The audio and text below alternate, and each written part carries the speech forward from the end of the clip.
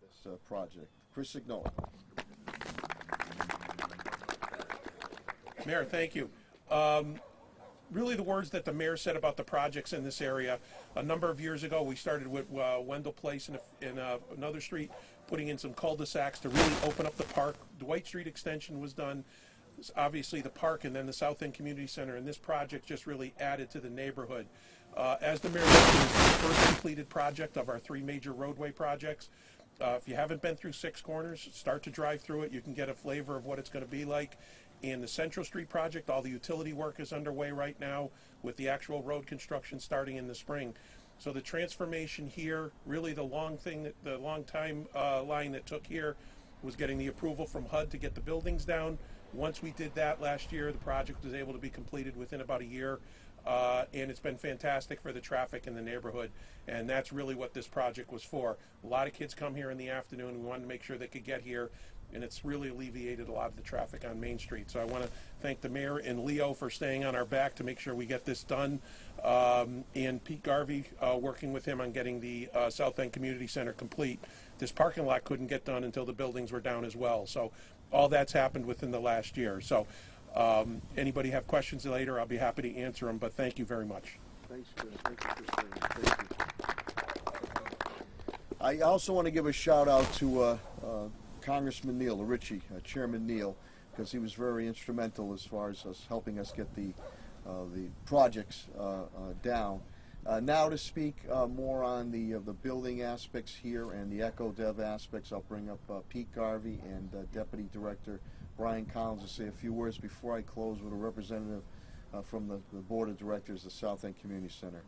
Pete and Brian, you can clap for them.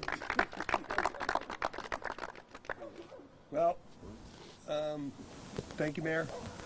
It was a lot of departments coming together to get these projects done.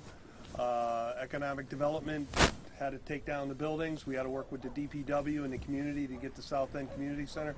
So this is the last little puzzle that was put in place, and it looks great. We transformed the neighborhood, and couldn't say more about it. Thanks, Pete. Thank you, Peter. Thank you, Mayor.